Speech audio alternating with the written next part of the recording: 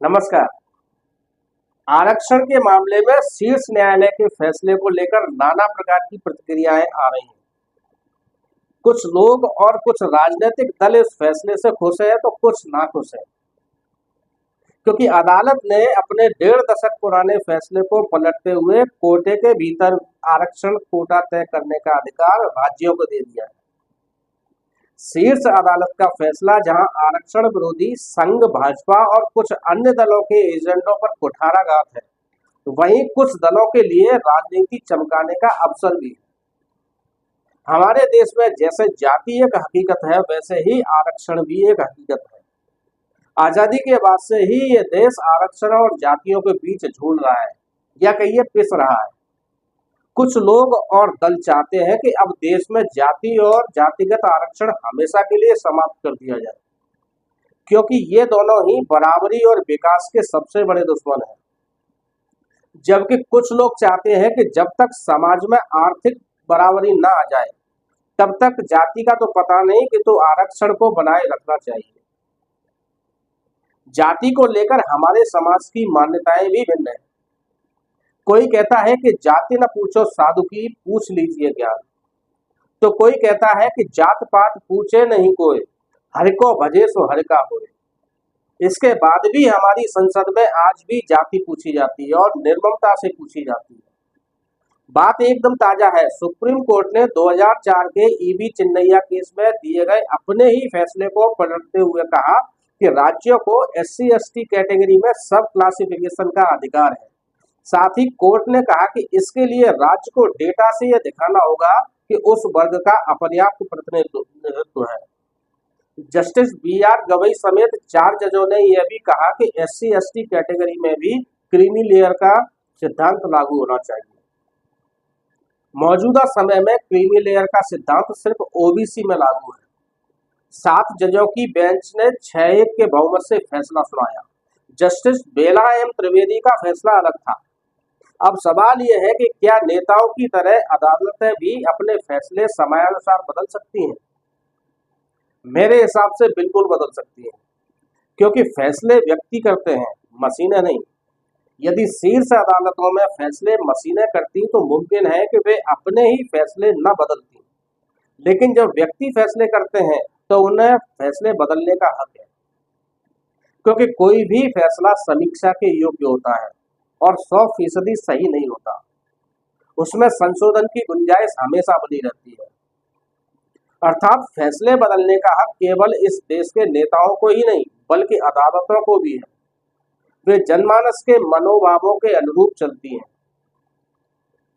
कानून और साक्ष्य तथा तर्क वितर्क अदालतों को फैसला करने में सहायक होते हैं।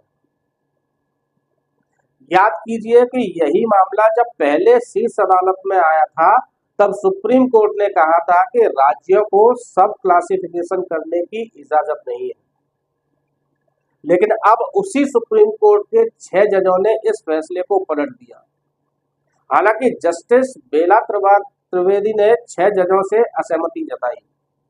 चीफ जस्टिस की अगुवाई वाली 7 जजों की बेंच ने कहा है कि अनुसूचित जाति के सब क्लासिफिकेशन से संविधान के अनुच्छेद 14 के तहत समानता के अधिकार का उल्लंघन नहीं होता है। साथ ही कहा कि इससे अनुच्छेद 341(2) का भी उल्लंघन नहीं होता है। सुप्रीम कोर्ट ने कहा कि अनुच्छेद 15 और 16 में ऐसा कोई प्रावधान नहीं है जो राज्यों को रिजर्वेशन के लिए जाति में सब क्लासिफिकेशन से रोकता है। सुप्रीम कोर्ट यानी शीर्ष अदालत शीर्ष ही होती है। वो बहुत सोच विचार के बाद बहुमत से फैसले करती है। सुप्रीम कोर्ट में बहुमत चलता है, ध्वनिमत नहीं। सबको अपने फैसले करने का अधिकार है। सहमति के साथ ही असहमति का भी सम्मान किया जाता है, भले ही असहमति के सहमति के आगे नतमस्तक होना पड़ता है। फैसले करने का ये लोकतंत्र यदि हमारी संसद में भी हो तो न कोई किसी की जाति पूछे और न कोई किसी पर आंखें तरे हुए।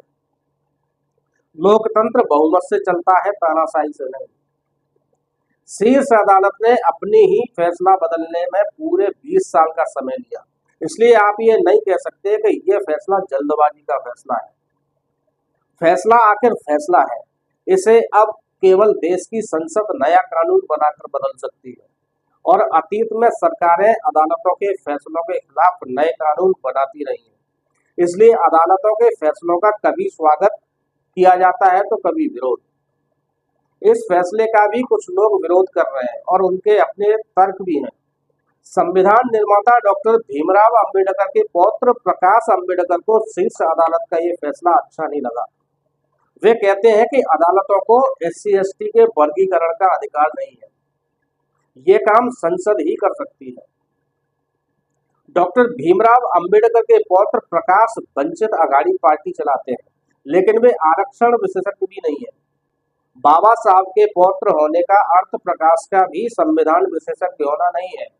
वे राजनीतिक दृष्टि से सोचते हैं। जिस दिन उनका बहुमत संसद में हो जाएगा, वे शीर्ष अदालत का फैसला बदलने या बदलवाने के लिए स्वतंत्र होंगे। फिलहाल तो शीर्ष अदालत के इस फैसले से कहीं खुशी कहीं गम का माहौल है। ऐसा होता है जैसे श्री कृष्ण जन्मभूमि के विवाद में आए इलाहाबाद हाईकोर्ट के फैसले के बाद भी हुआ है।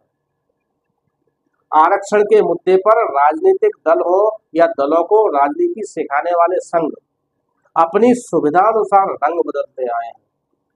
जो RSS कभी आरक्षण का प्रबल विरोध करता है, वो ही संघ आरक्षण का समर्थन करने लगता है। यही हाल सत्तारूढ़ भाजपा और अन्य दलों का है। इसलिए कम से कम मैं तो शीर्ष अदालत के फैसले से आश्वस्त हूँ। मैं जानता हूं कि शीर्ष अदालत के इस ताजा फैसले के बाद भी राजनीतिक दल और नौकरशाही बीच का कोई रास्ता निकालकर अपना उल्लू सीधा करने की कोशिश जरूर करेंगे। ये उनका काम है। अदालत ने अपना काम किया है। आरक्षण की मलाई और छाछ को लेकर ये द्वंद्व भी उतना ही सनातन हो चुका है जितना सनातन हमारी आरक्षण विरोधी और समर्थक राजनीति। इसके फायदे भी हैं और नुकसान भी। दोस्तों, आपको ये वीडियो अच्छा लगा हो तो वीडियो को लाइक करके चैनल को सब्सक्राइब जरूर करें। और यदि ये वीडियो आप फेसबुक पर देख रहे हैं तो वीडियो को शेयर कर पेज को फॉलो जरूर करें। नमस्कार।